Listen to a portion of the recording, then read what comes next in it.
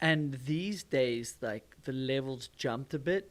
Do you think at a certain stage his consistency, as amazing as it was, like, he was forced to up it a notch, like, with people like, you could say, Samuel changed the sport. Then Gwyn had, like, this different approach. I don't think Gwyn was riding over his head. Yeah. You could argue at stages Umri seemed to look that way. Yeah. And then that forces the level up to be like, a 98% run doesn't win a race anymore. Yeah. It's 105 now. Yeah. Like, it certainly I don't know, it seems that way. And you're saying, I feel faster than I did in 2018. Yeah.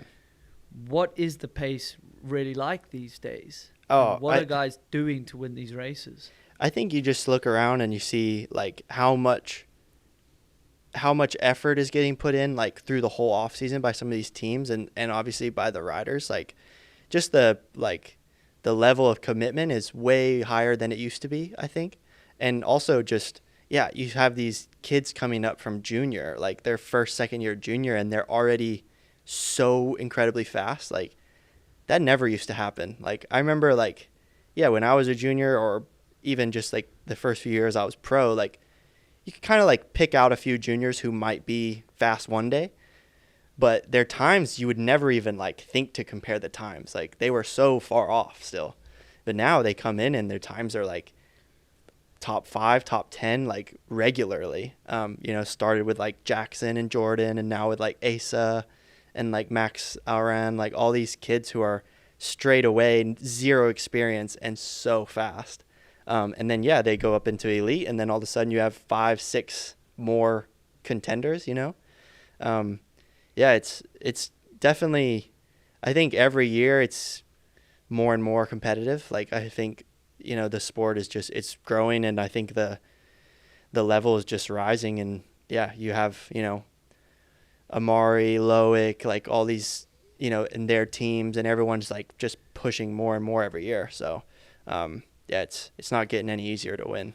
That's for sure. And as you say, the depth of the field is coming up, and that pushes the top as well. Yeah. Because, like, if the top guys have a badish race and it used to be a 7th, now it could be a 15th. Totally. Yeah. Or a 22nd. Like, I saw Andy Colbert Worlds, like, the run didn't look that bad, I think, and he was like at Worlds, low 20s, I guess, and I was like, wow. Yeah. Then that's going to push him the next time he's at a race. He's like, okay. Yeah. Well, I had the same for me at Worlds. Like, I felt great. I was riding well. I felt like I definitely had a chance to be on the podium, had a good run, and I was 17th. And I was like super bummed out. Like, it definitely wasn't what I was going for. And then I realized later that was the closest time-wise I've ever been to winning world champs. Really? Yeah, I was 2.7 behind Loris, who won. In 17th? Yeah. And like... What? I mean, just the way my brain works, like, in this year on that track, like 2.7 seconds is a lot. But like, when I think back, like, my best result at Worlds was 6th, and I was like 3.5 seconds off.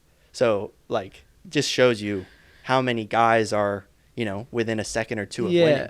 Yeah, that track, that's in the pod, in the review pod, I was like, that's the type of track you could feel really good. Yeah. Put on a good run, and then you get 17th. But the times... that's exactly what happened to me. It's just like to that track specifically, you had to have some crazy extra pace that you might not have been aware of. Like, if you had another run, I bet you would have, been like, oh, okay, shit, it's this pace now. That's gnarly, but I can get there, But I mean, that's one of those races, like we were saying, like, that was one of those races where I'm like, dang, like, don't really have an excuse. Like, felt good, thought I rode good, and I just didn't get the result I wanted. Like, yeah, it happens, especially on a track like that where the times are so tight. Like, there's 10, 12 guys per second. Yeah. So maybe your riding style doesn't relate to, like, just throwing caution to the wind, like, subconsciously, and some guys do. They just do. Like, it's Worlds, it's this fast track, like, it's whoever can break the least, like, there's not many line choices, like, the way your BMX background, I think you can really, like, make speed if you need it in these other areas, like, sometimes I think it's, you just get beat, I guess, or, like, someone else suits the track more, but it's tough for you, like you mentioned earlier, like, your confidence.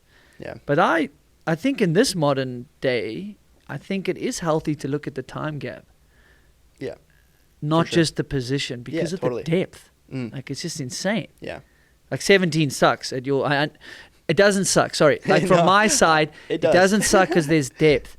But for you, you're just like, I'm not a 17th place guy. What are you talking about? Yeah, for sure. Yeah, I mean, it wouldn't be fun if it was easy. Like it Yeah. You know, that's what fuels me. Like I'll think about that race this winter for sure.